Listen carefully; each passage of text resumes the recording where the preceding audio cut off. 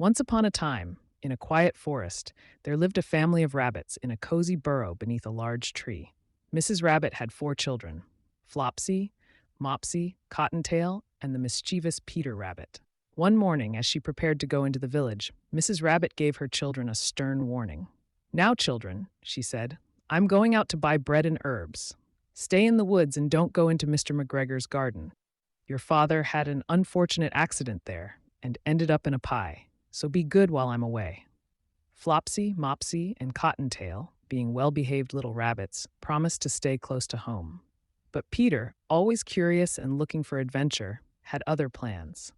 As soon as his mother was out of sight, he ran straight to Mr. McGregor's garden, ignoring all the warnings. Peter squeezed under the garden gate, and his eyes widened at the sight of the delicious vegetables. Rows of crisp lettuce, plump carrots, and juicy radishes stretched before him. Without hesitation, Peter began to feast. He ate so much that his little belly became quite full, and he started to feel a bit sick. But just as Peter was thinking of leaving, a shadow fell across him. It was Mr. McGregor. The old farmer spotted Peter immediately. "Stop, thief!" he shouted, brandishing a rake. Peter panicked. He dropped the cabbage he was holding and darted through the garden, zigzagging between the rows of vegetables.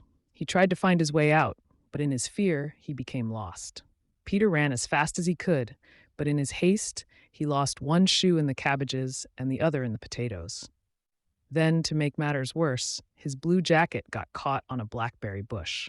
He wriggled out of the jacket, leaving it behind, and sprinted toward the garden gate.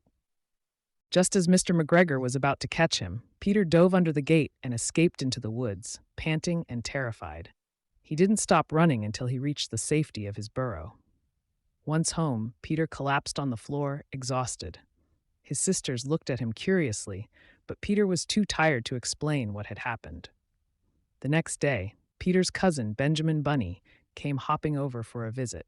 Benjamin was a little bolder than Peter and quite interested in hearing about his cousin's adventure in Mr. McGregor's garden. When Peter told him about losing his jacket and shoes, Benjamin had an idea.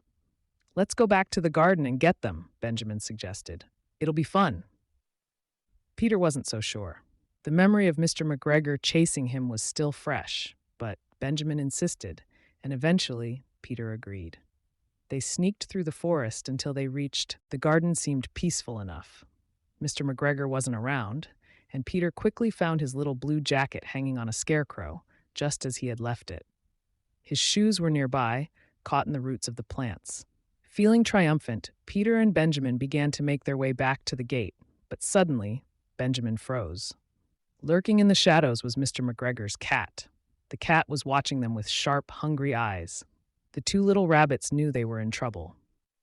The cat crouched low, ready to pounce, and Peter and Benjamin bolted. They ran toward the basket Mr. McGregor used for gathering onions and dove underneath it, pulling it down to hide. For what felt like hours, Peter and Benjamin were trapped under the basket.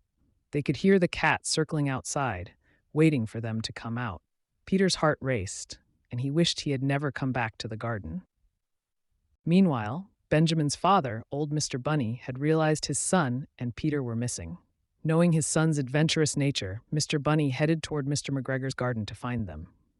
When he arrived, he immediately spotted the cat prowling around the basket. Mr. Bunny, being older and wiser, wasn't about to let the cat catch his son and Peter. He crept toward the cat, holding a large handkerchief. With a swift motion, Mr. Bunny waved the handkerchief in front of the cat's face. The cat, curious, pounced at the handkerchief, giving Mr. Bunny just enough time to lift the basket and free Peter and Benjamin. "Come on, you two. Let's get out of here," whispered Mr. Bunny. The 3 rabbits made a quick escape, darting under the gate and back into the safety of the woods. Once they were far from the garden, Peter and Benjamin breathed a sigh of relief. When they reached home, Peter's mother was waiting. She took one look at Peter's dirty fur, his rumpled jacket, and his missing shoes, and shook her head. "Peter," she said gently, "I'm glad you're safe, but I hope you've learned your lesson." And Peter had. He promised never to go into Mr. McGregor's garden again. Benjamin, on the other hand, was already planning their next adventure, though this time he made sure it wouldn't involve any dangerous cats or angry farmers. From that day on, Peter stayed away from the garden and found plenty of fun and excitement in the woods where it was safe. And though he and Benjamin would always have adventures, they were much more careful in the future. And so Peter Rabbit and Benjamin Bunny lived happily in the forest, enjoying their freedom, but never forgetting the dangers that lurked in Mr. McGregor's garden.